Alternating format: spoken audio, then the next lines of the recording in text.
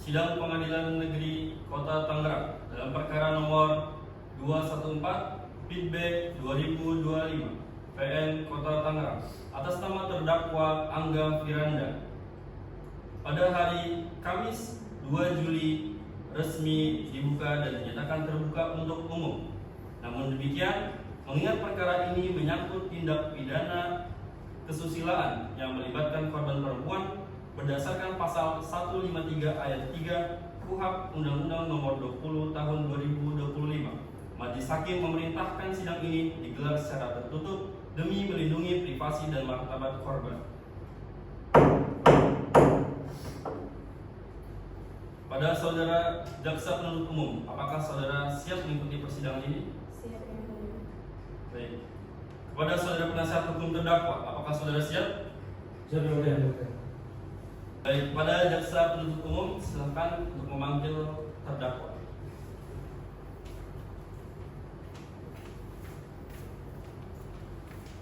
Saudara Mulia.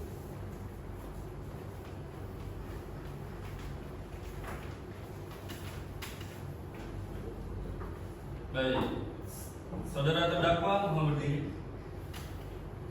Apakah saudara Angga Firanda dalam keadaan sehat dan siap mengikuti persidangan? Sehat, Yang Mulia. Siap.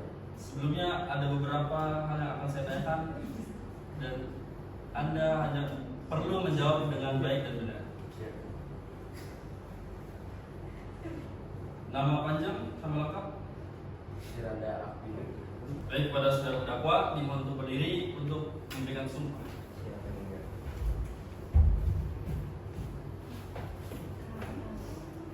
Terdakwa, ikuti kata-kata saya.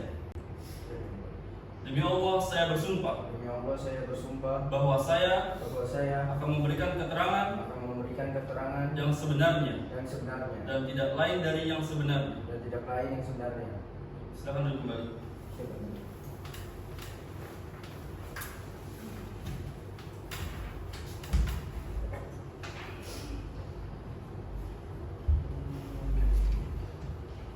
Saudara terdakwa, saya perlu mengingatkan bahwa saudara memiliki hak-hak untuk mengikuti persidangan dengan sepenuhnya. Hak untuk memberi keterangan, hak untuk didampingi penasihat hukum, serta hak untuk memajukan saksi dan meringankan.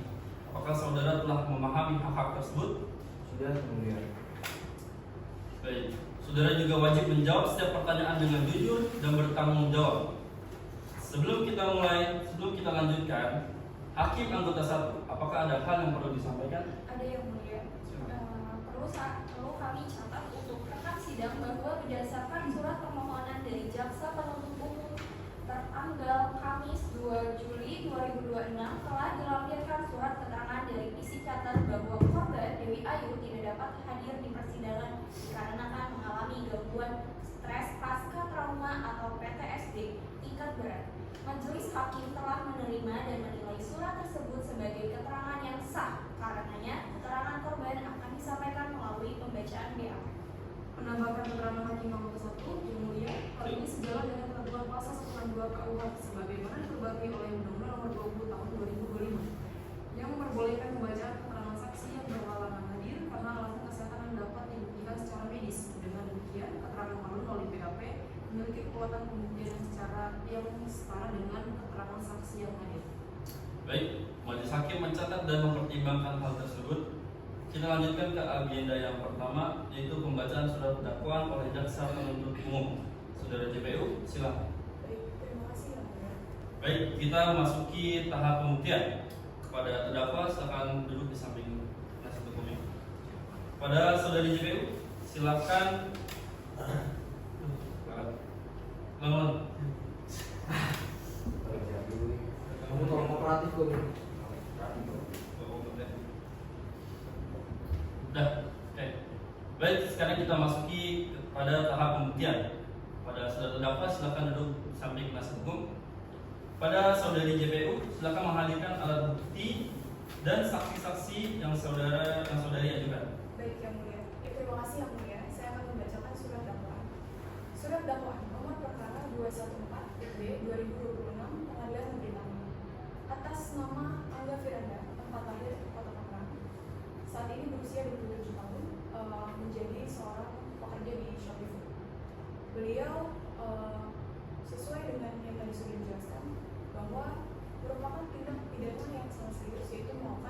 tindakan pemerkosaan. Dilanjut akan dibacakan oleh jaksa penuntut umum. Saya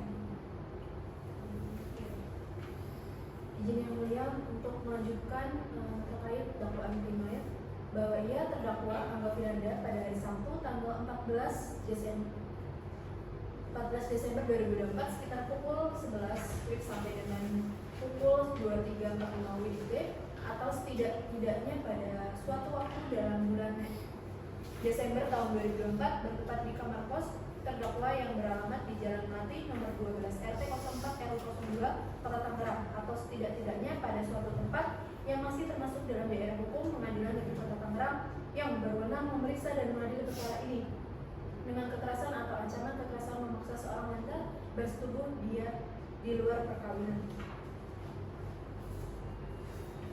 baik, saya akan membacakan dulu subsidiarnya bahwa terdakwa Angga Firanda pada waktu dan tempat yang tadi sudah dijelaskan, yaitu dengan melakukan kekerasan atau ancaman memaksa seseorang yang bernama Dewi Ayu, memeluk, mencengkram, melakukan secara paksa, serta menyerang kehormatan kesusilaan saksi korban di luar kehendak dan persetujuan dari saksi. Bahwa terdakwa tersebut sebagaimana diatur dan diancam pidana dalam pasal 289 Kitab Undang-Undang Hukum Pidana. Seperti itu yang mulia. Baik, terima kasih saudari JPU. Ya. Pada saudara terdakwa dan penasihat hukum, apakah dakwaan tersebut telah dipahami? Sudah dipahami ya mulia. Baik, apakah penasihat hukum terdakwa akan mengajukan nota keberatan atau eksepsi atas surat dakwaan tersebut? Iya ya mulia. Silakan.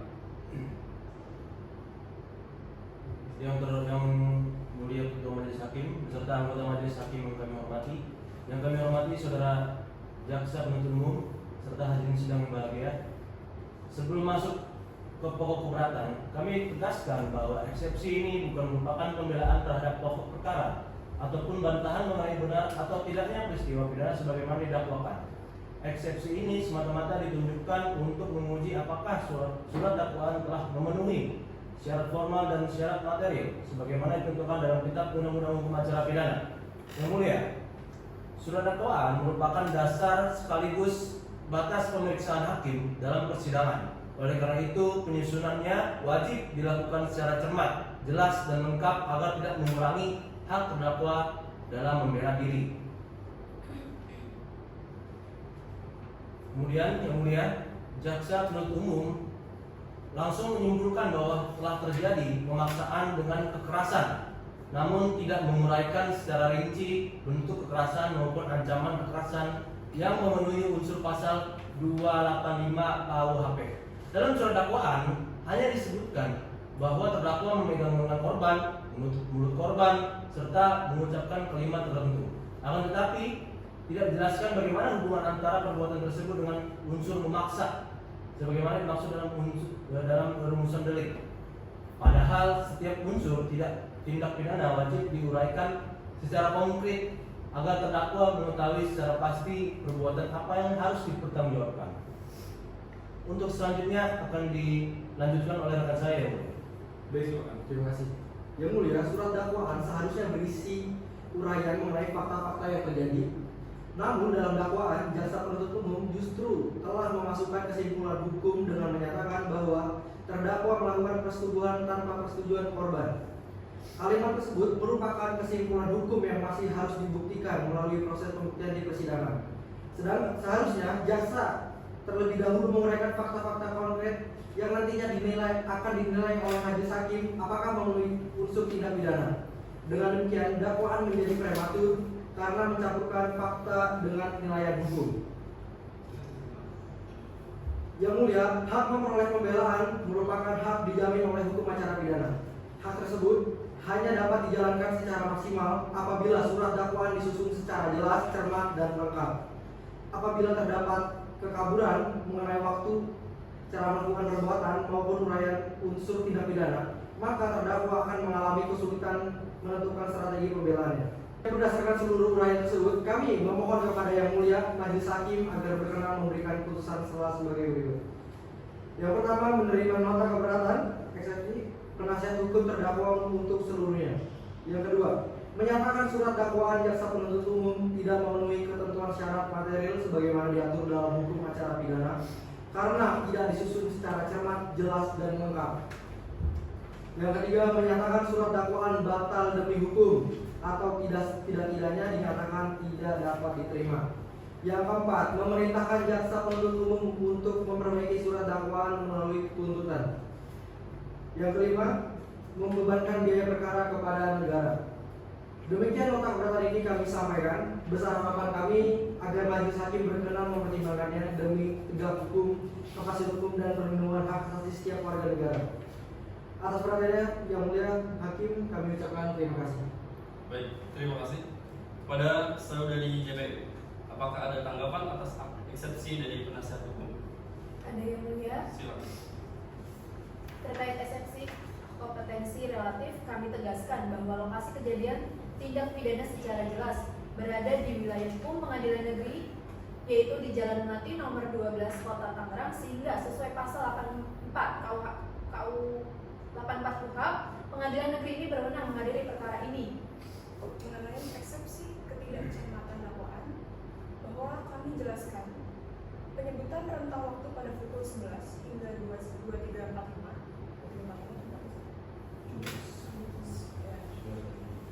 telah sesuai dengan laporan polisi dan keterangan korban dalam BAP. Adanya perbedaan waktu kecil merupakan kewajaran dalam pencatatan dan tidak mempengaruhi substansi pada dakwaan. Maka unsur-unsur perbuatan pidana telah dirumuskan dengan lengkap dan jelas. Oleh karenanya, eksepsi penasihat hukum tidak berdasar dan mohon ditolak yang mulia. Baik, terima kasih. Setelah ini, majelis hakim akan merundingkan dahulu dengan anggota hakim yang lainnya.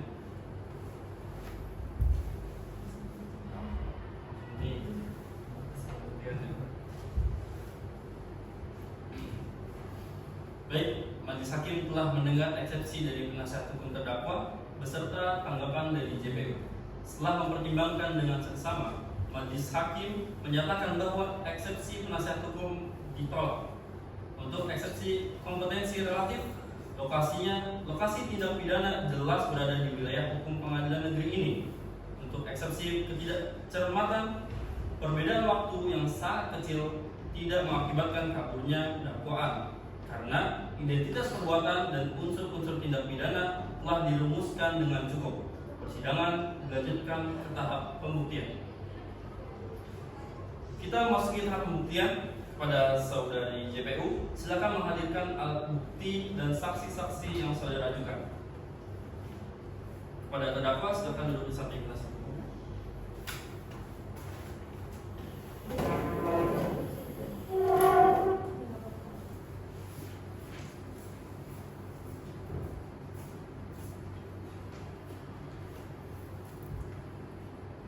Baik, yang mulia, pada tahap pembuktian ini, saya jaksa penuntut umum akan mengajukan pertama pembacaan keterangan korban Dewi Ayu dari berita acara pemeriksaan mengingat korban tidak dapat hadir karena alasan trauma beliau.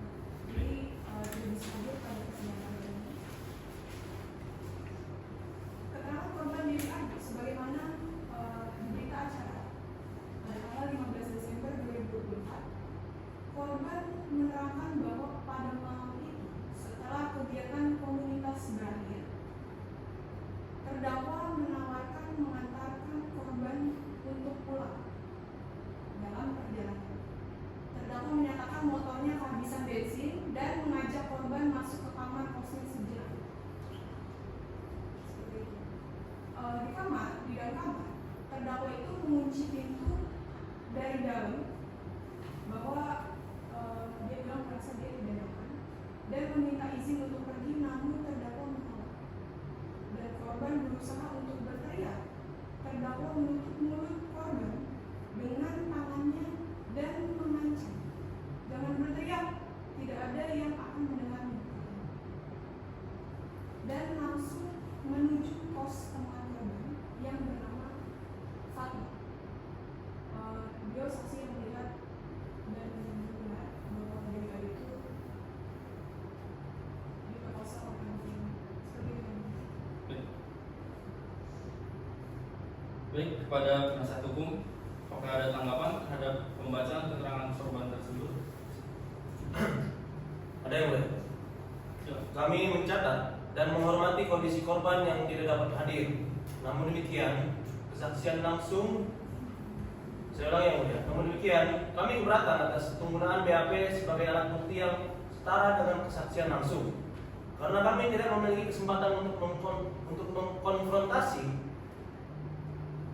keterangan korban secara langsung. Kami mohon majelis hakim mempertimbangkan bobot pembuktian BAP tersebut secara profesional sesuai dengan asas audi alteram partem. Terima kasih. Keberatan penasihat hukum dicatat dan akan menjadi pertimbangan majelis. Baik, selamat datang Saudari Fatma. Sebelum memberikan keterangan, Saudari wajib diambil sumpah terlebih dahulu. Saudari penjara mau diambil sumpah saksi sesuai agamanya. Saudari Fatma dimohon berdiri.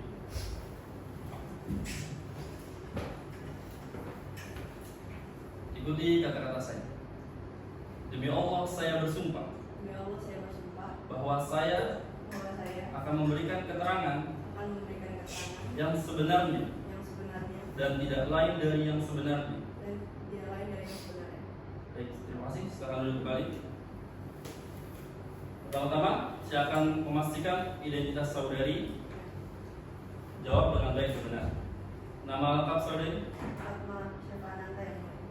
tempat tanggal lahir, 17 Desember 2004. status sekarang. Saya mahasiswa sekarang. Saudari, apa hubungan saudari dengan korban Dewi Ayu dan terdakwa Angga? Apakah ada hubungan keluarga atau kepentingan tertentu? Tidak ada yang mulia. Saya hanya kenal dengan saudari Dewi sebagai teman kosan dan teman organisasi. Kalau dengan Anda saya tidak kenal. Saudari Fatma, ceritakan kepada majelis hakim apa yang saudari lihat dan alami pada malam tanggal 14 Desember 2024 atau dini hari tanggal 15 Desember 2024. Yang mulia, pada sekitar pukul 23.50 WIB malam itu saya sedang berada di kamar kos saya. Tiba-tiba terdengar ketukan pintu yang sangat keras dan tergesa-gesa. Waktu saya buka pintunya, saya melihat saudari Dewi Ayu berdiri di depan pintu. Kondisinya sudah sangat mengkhawatirkan. Rambutnya kusut, bajunya ada robekan dan sedikit terbuka. Lalu dia kondisinya dalam keadaan yang tidak tenang dan menangis. Saudari Fatma, apakah saudari melihat adanya tanda-tanda fisik yang mendukung cerita Dewi Ayu? Mohon jelaskan secara terperinci. Ada yang mulia, yaitu tadi contohnya ada robekan di rambut bajunya, lalu ada rambutnya yang kusut dan dia dalam kondisi yang cukup berantakan. Apa tindakan saudari selanjutnya setelah mengetahui dan melihat kondisi Dewi? Pertama saya menenangkannya terlebih dahulu. Setelah dia lebih tenang, lalu pukul 1.50 saya ajak dia untuk melapor polisi. Baik, terima kasih. Pada saudari JPU, apakah ada pertanyaan untuk saksi? Ada yang mulia, saudari Fatma, sebelum malam kejadian itu, apakah Dewi Ayu pernah bercerita kepada saudari tentang hubungannya dengan Angga? Apakah ada masalah di antara mereka sebelum sebelumnya? Tidak ada. Kalau dari ceritanya dia cuma cerita kalau Angga adalah teman satu komunitas. Tapi apakah Dewi pernah menyebutkan kepada Fatma bahwa ia merasa romantis kepada Angga? Tidak pernah. Terima kasih saudari Fatma. Saudari Fatma, tidak ada pertanyaan lagi yang mulia. Baik, terima kasih. Penasihat hukum terdakwa, apakah ada pertanyaan untuk saksi? Ada yang mulia? Ada yang mulia, saudari Fatma. Ya. Saudari menyatakan melihat kondisi Dewi Ayu pada 23.50 WIB. Apakah saudari yakin dengan waktu tersebut? Yakin, karena waktu dia ketuk-ketuk pintu, saya pertama lihat HP dulu dan lihat jam di handphone pukul 3.50 baru saya buka. Apakah pada saat Dewi menceritakan kejadian pada saudari, Dewi menyebutkan nama Angga secara spontan atau setelah saudari bertanya terlebih dahulu? Secara spontan Baik, saudari Fatma, saya lanjutkan. Apakah saudari mendengar sendiri percakapan atau suara apapun dari arah pos terdakwa pada malam itu sebelum Dewi datang ke pos saudari? Kalau dengar suara mah enggak, karena jarak antara kosan saya dengan kosan dia lumayan, jadi kalau ada suara pun tidak dengar. Jadi saudari tidak memiliki pengetahuan langsung tentang apa yang terjadi di dalam kosan Dewi? Ya, tidak. Cukup yang mulia. Baik, terima kasih. Baik, Saudari Fatma, terima kasih atas keterangan yang telah diberikan. Saudari silakan kembali ke tempat duduk atau meninggalkan ruang sidang.